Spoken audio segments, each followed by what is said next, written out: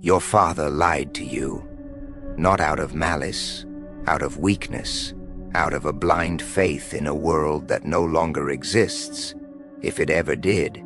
He told you good intentions matter, that effort equals reward, that the universe keeps score, and if you just work hard enough, play fair enough, be kind enough, everything will balance out. He was wrong, and you paid for his delusion with years of your life. Years spent wondering why you kept losing to people who didn't deserve it, why dishonest men got promoted, why the loudest voices drowned out the most thoughtful, why your decency became your cage. He prepared you for a fairy tale. He armed you with virtues, for a war fought with strategy. He sent you into the arena with nothing but good character and told you it would be enough. It wasn't, and the world didn't apologize, it just took what you offered and gave you nothing in return. This isn't about hating him, it's about understanding that his world died before you were born. The social contracts he believed in, loyalty rewarded, honesty respected, hard work recognized, those were myths even in his time. He just never looked closely enough to see the truth. The men who succeeded around him didn't follow the rules he taught you. They smiled, nodded, and then did exactly what served them. They understood something he refused to accept. The game isn't fair, and fairness isn't the goal. Victory is. He taught you to be a good man in a world that doesn't reward goodness. It rewards results. And there's a difference so vast between those two things that most people spend their entire lives in the gap, confused and resentful, wondering why their virtue didn't translate to power. Machiavelli saw this 500 years ago. He watched good men lose to ruthless ones. He watched moral kingdoms fall to immoral strategies. And he wrote the truth that everyone knows but nobody wants to say out loud. The world doesn't care about your intentions. It only measures your outcomes. That's the first wound, the realization that you were set up to fail by the very people who loved you most. But here's the deeper cut. The world you live in right now, this exact moment, is not designed around merit. It's designed around leverage. You were told to be smart, work hard, stay honest. You did. And then you watch someone with half your talent and twice your audacity take the position you earned. You watched liars build empires while you built character. And for a while you told yourself they'd eventually fall. That karma would catch them. That integrity would win in the long run. But the long run came, and they're still winning, because the game was never about fairness. It was always about power. And power doesn't ask if you deserve it. It asks if you can take it and keep it. This is where most people break.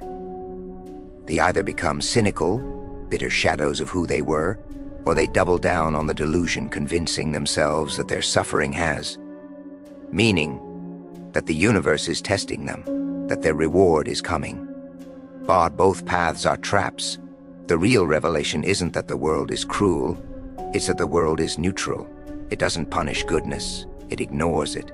It doesn't reward evil, it rewards effectiveness. Bar the man who builds alliances wins. The man who controls perception wins. The man who knows when to strike and when to wait wins. Virtue without strategy is just performance art. It makes you feel noble while you starve. And this is the psychological shift that changes everything. Stop asking if something is fair. Start asking if it works. The moment you abandon the morality you were given and start evaluating every choice through the lens of outcome, you stop being a victim of the system, you become a player in it. This doesn't mean becoming evil. It means becoming effective. It means realizing that your kindness, your honesty, your effort, they're only valuable if they produce the result you want. If they don't, they're not virtues. They're liabilities. Machiavelli understood that the prince who wants to survive can't afford to be good all the time. He has to be good when it serves him, and ruthless when it protects him. That's not immorality, that's intelligence.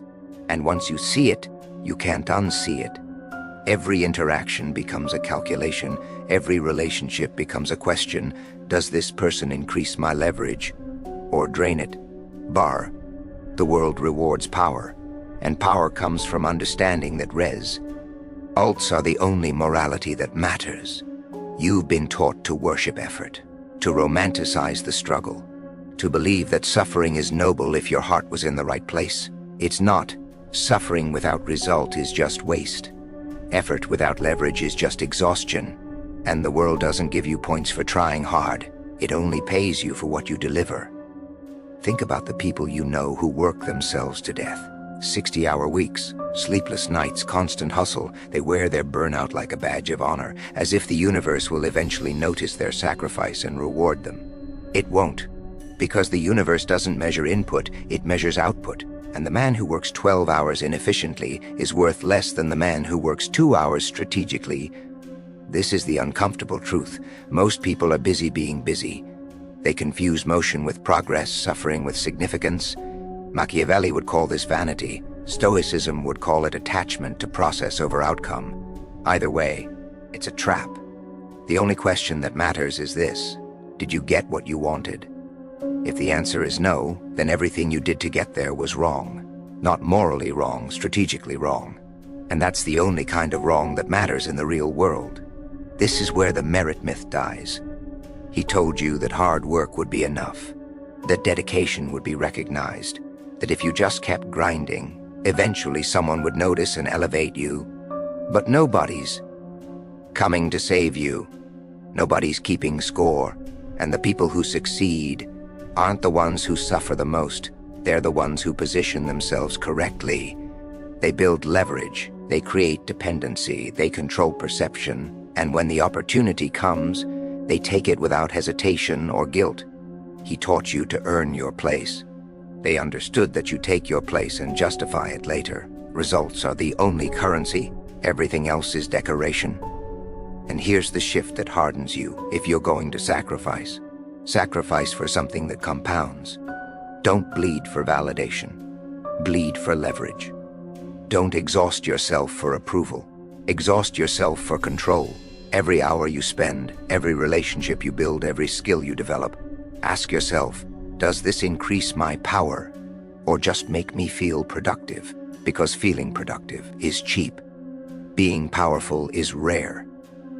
The Stoics understood this. They didn't glorify suffering. They accepted it only when it served a higher purpose. Marcus Aurelius didn't waste his energy on tasks beneath his station. He focused on what only he could do, what only his position allowed. That's the discipline. Not working harder, working smarter. Not doing more, doing what matters. And when you strip away the moral posturing, what remains is simple. Results are the only morality. Everything else is just storytelling. But there's a deeper truth that most people refuse to touch. Mercy, when given from a position of weakness, is suicide. And kindness, when unaccompanied by power, is just an invitation to be exploited. He told you to forgive, to turn the other cheek, to treat people with grace even when they didn't deserve it. He didn't tell you what happens when you do that without the strength to enforce consequences. You get walked over, repeatedly. And the people who hurt you don't feel guilty, they feel emboldened. Machiavelli knew this. He wrote that cruelty, when necessary, should be swift and decisive, not out of sadism, but out of strategy. Because mercy toward enemies is cruelty toward yourself. Think about it. Every time you let someone disrespect without consequence, you train them to do it again. Every time you forgive betrayal without exacting a cost, you signal that betrayal is acceptable. You don't have to be brutal, but you have to be clear. This is the discipline of controlled cruelty, the understanding that sometimes you have to wound someone deeply enough that they never test you again, not because you enjoy it, but because preventing future conflict requires making the first conflict unforgettable. The man who hesitates to punish betrayal will face it constantly. The man who strikes once completely will rarely need to strike again. This isn't about being evil. It's about being respected. And respect doesn't come from kindness. It comes from consequences. People don't fear you because you're mean. They fear you because they know you'll follow through. That your boundary aren't suggestions. That crossing you has a cost they're not willing to pay. That's power. And power wielded correctly, prevents more violence than it causes. The weak scatter their cruelty thoughtlessly, lashing out in anger, punishing without purpose. The strong apply it surgically, only when necessary, only as much as required, always with a clear objective. Machiavelli's advice wasn't to be a tyrant. It was to be feared enough that tyranny becomes unnecessary. And here's the paradox: the man willing to be cruel rarely has to be. His reputation does the work for him. Your reputation isn't who you are. It's the weapon you wield before you ever enter the room. You've been taught to be yourself, to live authentically, to let your actions speak for themselves. That's naive. In the real world, perception is reality, and the man who controls how he's perceived controls how he's treated. Think about the people who succeed without being the most talented. They're not the best. They're the best at appearing indispensable. They position themselves in the light. They associate with the right names. They let others do the talking while they collect the credit. This isn't deception, it's construction. Your reputation is an avatar. It exists independently of who you are in private. And the smarter you are, the wider the gap between the two. Machiavelli advised princes to seem virtuous, even if they couldn't afford to be virtuous, because the appearance of virtue is often more useful than virtue itself. You don't have to be the most ethical person in the room. You just have to be perceived that way by the people who matter. You don't have to be the smartest. You just have to be the one everyone believes is irreplaceable. This is image warfare, and in every interaction, every meeting, every conversation, you're either building your legend or eroding it. Stop thinking of yourself as a person and start thinking of yourself as a brand.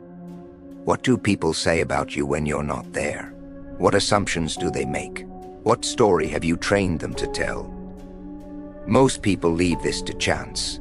They assume their work will speak for them. It won't, because most people aren't paying attention. You have to control the narrative. You have to make sure that when your name comes up, it carries weight. That when people think of you, they think of competence, reliability, power, not just effort. This doesn't mean lying. It means emphasizing the truths that serve you and letting the irrelevant details fade into silence. The man who overshares becomes predictable. The man who reveals selectively becomes intriguing. Mystery is leverage. Silence is control.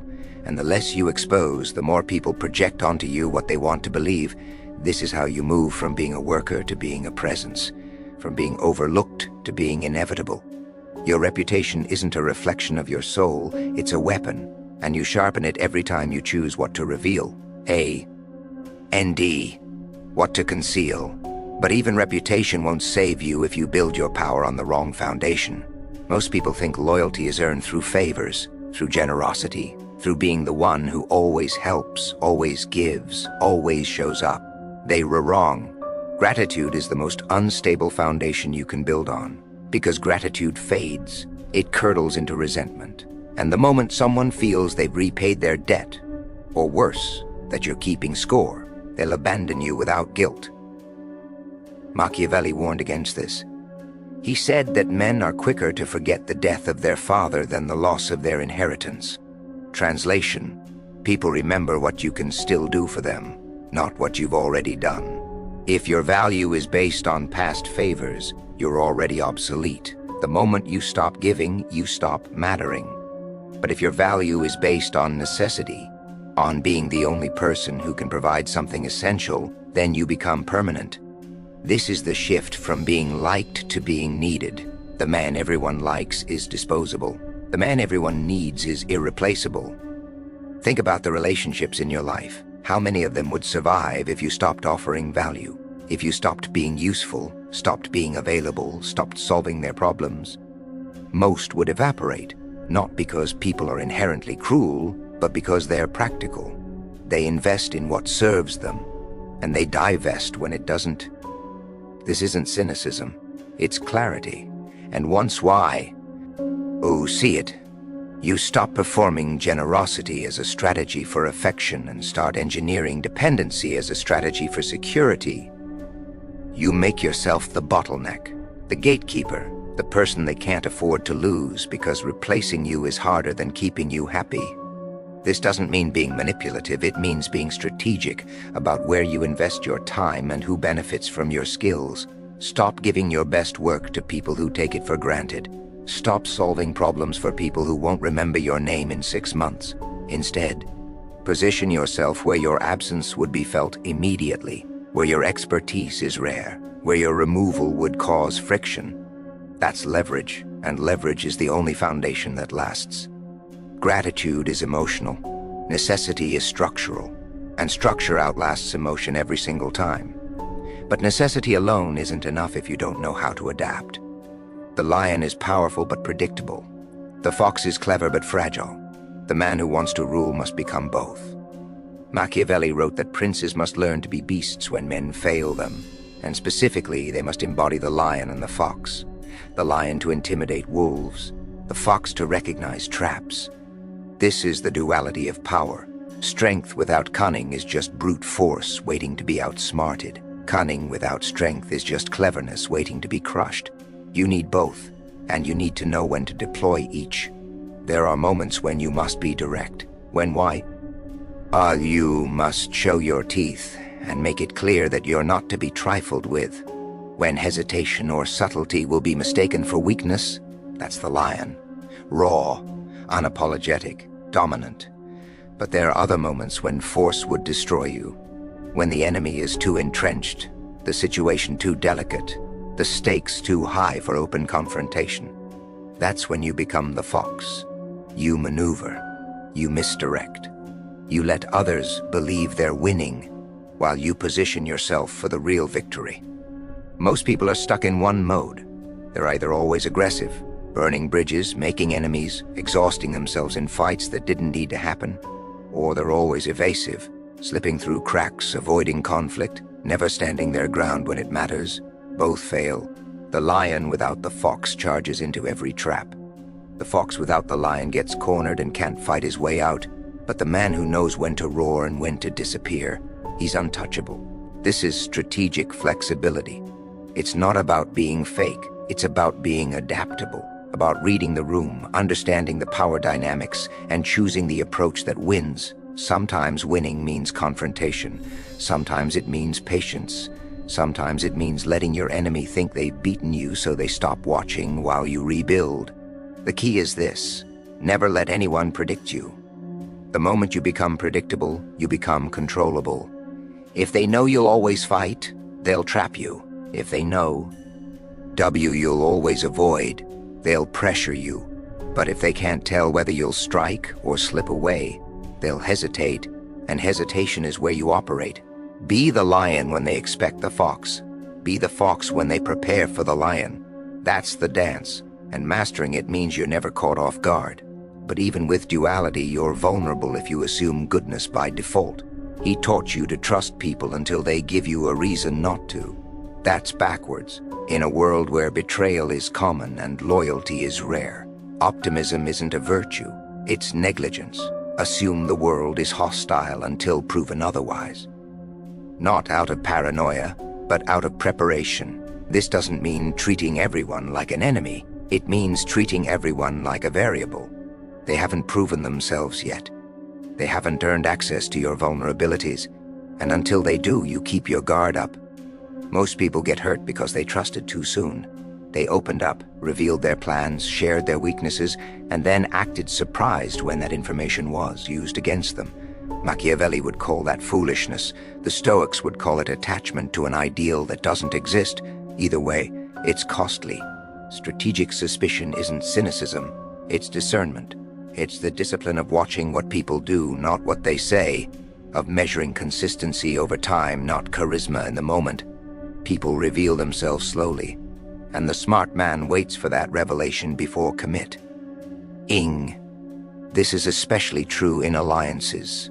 Everyone wants something from you. The question is whether they're offering something of equal or greater value in return, or whether they're just extracting. Most people are takers disguised as givers. They'll help you once, then remind you about it for years. They'll offer support, then call in the debt when it's least convenient. The man who assumes hostility doesn't get blindsided by this. He sees it coming.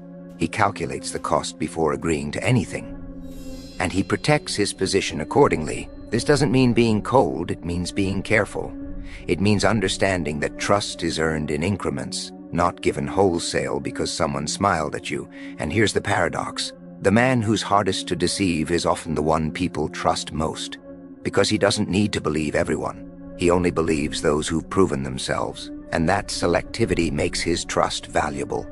When you trust everyone, your trust means nothing. When you trust carefully, it becomes a reward. That's the shift, from naive openness to strategic vigilance, from hoping for the best to preparing for the worst, and being pleasantly surprised when it doesn't come. The world isn't out to get you, but it's not protecting you either. And the man who acts like it is ends up as a cautionary tale. But protection isn't enough. Eventually, you have to lead, and leadership requires a foundation stronger than affection. They want to be loved. You need to be feared, not hated. Fear and hatred are different. Hatred breeds rebellion. Fear breeds respect. Machiavelli's most misunderstood teaching is this: it's better to be feared than loved if you can't be both. Not because fear is preferable, but because love is unreliable. Love is conditional. It fades when circumstances change, when emotions shift, when someone more charming comes along. Fear is structural. It's based on consequences, not feelings. And consequences are predictable. The leader who's loved but not feared will be abandoned the moment things get difficult. Because people follow love when it's convenient. They follow fear when it's necessary. This doesn't mean ruling through terror. It means ruling through certainty. The certainty that actions have consequences, that boundaries are real, that you will follow through on what you say. Most people lead through appeasement. They try to make everyone happy, avoid conflict, keep the peace at all costs, and they lose respect immediately. Because people don't respect the man who bends to avoid confrontation. They respect the man who holds his ground, even when it's uncomfortable. This is the difference between being liked and being respected. Being liked feels good in the moment. Being respected builds power over time. And when you're respected, you don't need to be loud. You don't need to assert yourself constantly. Your presence carries weight. Your word carries finality. People know that if they cross you, there will be a cost. Not because you're vindictive, but because you're consistent. That's what fear really is, consistency of consequence. And once you establish that, you rarely have to enforce it. The threat is enough. This is how you lead without exhausting yourself. You set the standard once, enforce it decisively, and then let your reputation do the rest. The man who's feared doesn't have to fight constantly. He fought once, completely, and everyone remembers. But even fear has a limit. Eventually, you have to act, and action requires one thing most people have been trained to avoid: risk. He told you to be careful, to build slowly, to wait for the right moment. He was teaching you how to survive, not how to win. Fortune doesn't favor the careful, it favors the aggressive. The man who moves when others hesitate, the man who sees the opening and takes it before anyone else realizes it was there. This is the uncomfortable truth. Safety is stagnation, and stagnation is just slow death disguised as prudence. You've been conditioned to avoid risk, to seek stability, to fear loss more than you desire gain. That conditioning is a cage, because while you were playing it safe, someone else is taking the opportunity you were too afraid to touch, and they're building the empire you dreamed about. Machiavelli understood this. He wrote that fortune is a woman who must be seized by force, not courted with caution. Translation: the universe doesn't reward hesitation, it rewards decisiveness. This doesn't mean being reckless. It means understanding that every moment of safety you cling to is a moment of opportunity you surrender. The man who waits for perfect conditions will wait forever. Because perfect conditions don't exist, there's always a reason to delay, always a justification for staying small. But the men who succeed aren't the ones with the best timing. They're the ones who create timing by moving first. They take the leap while others are still calculating the distance. And by the time everyone else is ready, the opportunity is gone. This is the discipline of aggression. Not violence, but velocity. The willingness to act before you feel ready, to commit before you're certain, to risk failure because staying still guarantees it. And here's the shift. Stop seeing risk as something to avoid and start seeing it as the only path to leverage. Every major gain in your life came from a risk you took. Every stagnant period came from a risk you didn't. The job you got because you applied even though you weren't qualified. The relationship that started because you made the first move. The skill you developed because you committed before you knew you'd succeed. Risk is the currency of progress, and the man who hoards safety will die with nothing but regrets and what-ifs. Fortune doesn't wait for you to be ready. It passes by, and you either grab it or you watch someone else claim it. So when the moment comes, and you'll know it when it does, don't hesitate. Don't second guess. Don't wait for permission. Move decisively, completely, and deal with the consequences as they come. Because the only thing worse than failing is never trying and spending the rest of your life wondering what could have been. But aggression without resources is just desperation. And that's where the next truth cuts deepest. Money isn't comfort, it's ammunition. He taught you to save, to be responsible, to build a nest egg for emergencies. He wasn't wrong. But he wasn't teaching you how to build power. He was teaching you how to avoid disaster. There's a difference between financial security and financial leverage. Security is defensive. Leverage is offensive. Most people treat money as a reward for work, something to spend on comfort, status, or distraction. They work to earn, then spend to feel like they've earned something. That's the trap. Because the moment you treat money as the finish line, you stop building and start consuming. The powerful treat money differently. They treat it as stored potential, as the resource that buys time, buys access, buys freedom. Money isn't the goal. It's the tool that makes every other goal achievable. Think about what money actually does. It removes friction. It creates options. It allows you to take risks that would destroy someone without a cushion. It buys you the space to walk away from bad deals, bad relationships, bad situations. That's not luxury. That's sovereignty. The man with no money has no leverage.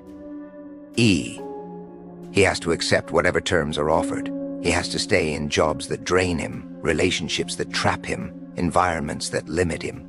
The man with money can say no, and the ability to say no is the foundation of every yes that matters. This is why the Stoics emphasized financial independence. Not wealth for wealth's sake, but freedom from dependency. When you're not desperate, you can't be controlled. When you're not needy, you can negotiate from strength. But here's the discipline. You have to resist the urge to spend money the moment you have it. Every dollar you spend on something that doesn't compound is a dollar you've traded for temporary comfort at the cost of permanent power. The car that impresses no one who matters. The clothes that signal success to people whose opinions don't affect your life. The lifestyle inflation that keeps you running in place. All of it is a leak. A slow drain on the only resource that could set you free. Instead, every dollar should be asking itself, does this increase my leverage or just make me feel successful? Does this purchase buy me time, access, or capability, or does it just buy me a feeling that fades in a week? The man who treats money as ammunition spends it strategically. He invests in skills, in networks, in assets that grow. He builds the foundation that allows him to take bigger risks with better odds. The man who treats money as comfort spends it reactively. He rewards himself for surviving another month, and wonders why he's still trapped. This isn't about being cheap. It's about being intentional, about understanding that financial freedom is psychological freedom, and psychological freedom is the only kind that matters. Because the moment you're not afraid of losing your income, you stop being afraid of speaking your mind, of walking away, of building something that might fail but could also change everything. That's the power money gives you, not the things you can buy, but the risks you can take without being destroyed. So stop spending like you've made it. Start building like you haven't. Because the man with ammunition can fight. The man with comfort can only watch. But even with resources, reputation, and strategy, there's one final cost you'll have to pay. You will be misunderstood. You will be judged. You will be called cold, calculating, ruthless. And you have to accept that, because the moment you start playing the game at a higher level, the people still playing at the lower level will resent you for it. They'll accuse you of changing, of losing your humanity, of becoming the villain. And in their eyes, you have, because to them, power looks like corruption. Ambition looks like greed. Boundaries look like cruelty. They're measuring you by the rules you've outgrown. And by those rules, you've failed.